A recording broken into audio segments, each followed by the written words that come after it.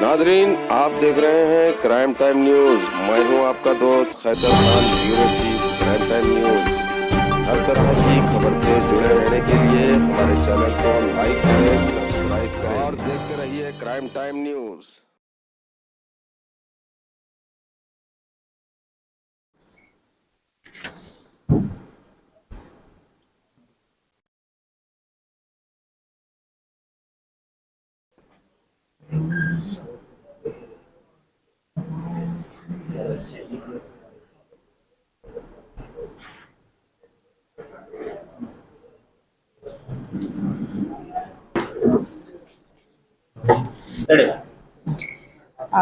మే month 2021లో ఒక case జరిగింది, కిడ్నాప్ కమ్ సెక్సువల్ అసాల్ట్ అనే మైనర్ గర్ల్.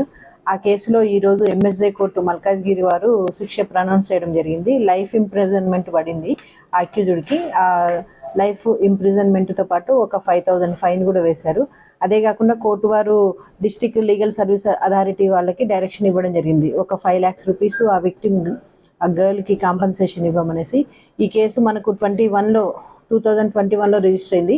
అప్పుడున్న SHO Narender Goud and ACP Shivakumar వాళ్ళిద్దరూ చాలా, అంటే ఆ అక్యూజ్డ్ ఒరిస్సాకు చెందినవాడు, చాలా కష్టపడి అతన్ని ట్రేస్ చేసి చాలా ఎఫర్ట్స్ పెట్టారు, ప్రాపర్ ఇన్వెస్టిగేషన్ చేసి ఈరోజు ఇతనికి శిక్ష పడడానికి మెయిన్ కారణము ఆ ఇద్దరు ఆఫీసర్స్తో పాటు మనకు వెంకటరెడ్డి, ఇంద్రసేనారెడ్డి, విజయ్ కుమార్, నగేష్, ఈ టీం అంతా కూడా ఆ రోజు అక్యూజ్డ్ అప్రహెన్షన్ కోసం చాలా కష్టపడి పనిచేసినారు.